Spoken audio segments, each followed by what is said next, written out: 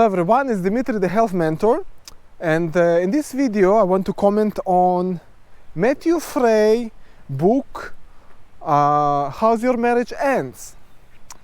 So I began to read this book just out of curiosity of a person who really been through divorce, which he didn't want the relationship to end, and his wife left for another man and took their child with her, and he left devastated. And I really feel really sorry for that, what he's been through, and it was probably insane experience for him.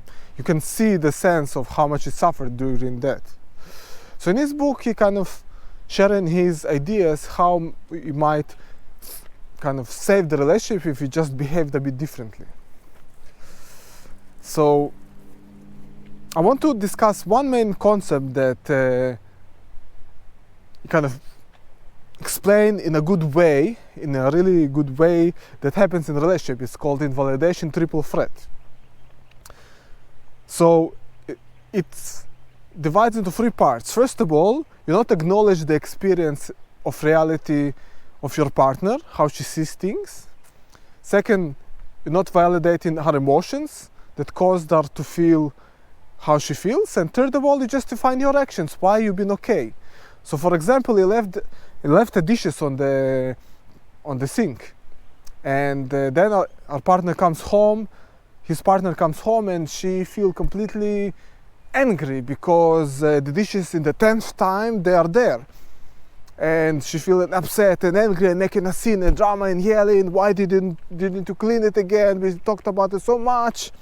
So what he says, oh, why are you creating such a drama out of nothing? You know, just dishes. Why it's not better for you to keep the calmness of the home and we will all be happy, and you creating this drama? Why, you don't love me? What's your problem? And he's saying that, sorry, I just forgot, and it's all right sometimes not to clean the dishes or whatever. I just couldn't. I just didn't remember. Sorry, you know. But why it's such a drama? So, first of all, he's not acknowledging how she feels and thinks her experience of reality and how she interprets things not okay, and he's justifying his actions. And that creates actually distance between partners. So, thank you, Matthew, for kind of defining this concept and so easily to understand. And I think it's a really important one. But there is something that I less agree with Matthew, which is saying that you must take responsibility of your partner's emotions. Most people can't even take responsibility on their own emotions and thoughts and how they feel and even control them. So you're suggesting to take responsibility of emotions of someone else? It's not quite a big responsibility to take on yourself? And also the question if it's really possible to do it. You know? If the other person interprets things in a certain way because of the past or the way she sees lives, you know, it's all to do with her experience. Is it even possible to take this responsibility on your other partners or other person's emotions? Well, here I disagree, because the responsibility of the emotions and the thoughts, it's on the person only. Not, you can't be responsible on someone else's emotions and thoughts and actions. You can't. The good thing about it, you have 100% control of your thoughts and emotions if you will really work on them. But you have zero responsibility and control on other person's emotions, without, if you of course won't do any manipulations. And I don't agree with this concept to take responsibility on other person's emotions. And let's say, and the other concept of not really agreeing with the interpretation reality of your partner, which sometimes your partner can really exaggerate something that is not really important. And what about maybe it's really more important that your wife will focus on actually keeping the quiet and the niceness in the house. Maybe you're right, Matthew. Maybe this time your interpretation of reality is actually way more accurate than your wife's. So I'll give you one example. So let's say your wife interprets differently the situation. She comes back home and then she sees the dishes on the sink, and instead of getting angry, she understands, well, yeah, that's the 10th time he's doing that. Maybe it's really hard for him to make that happen, and maybe don't remember or whatever it is. And I'll clean it. She will feel, oh, I really important, because if not me, the house will be dirty, so I'm needed. There is a part of me, of my feminine energy, to clean the house and make it nice and make really good positive atmosphere.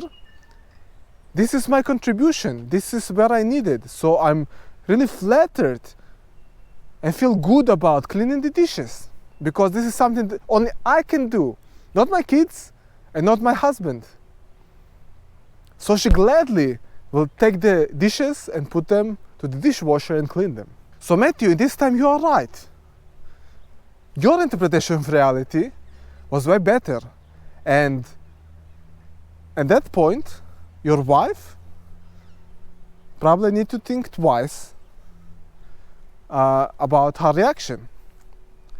Because eventually, each partner is doing their calculation that, okay, maybe this person is not really good at maintaining the house, but he is a good husband, he's taking care of the children, he loves me, he's faithful, or whatever positives the husband has.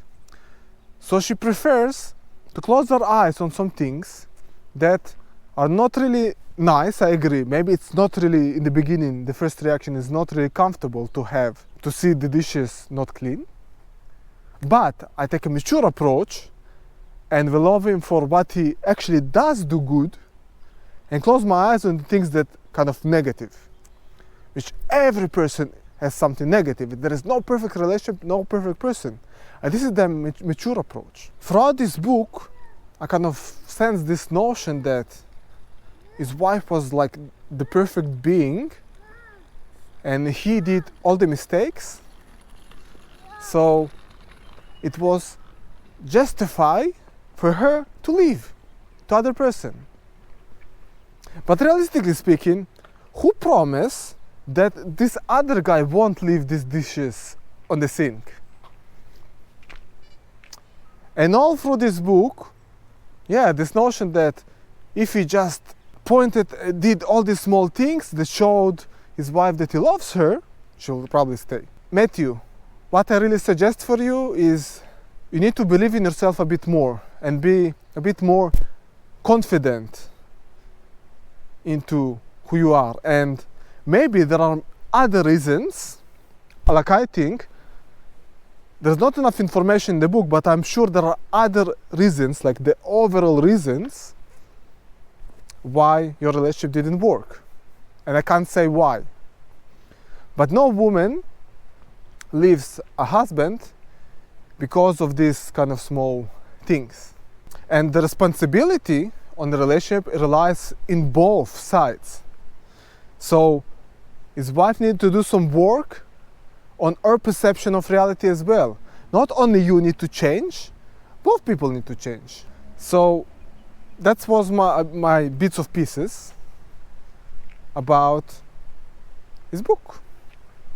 So thanks for that.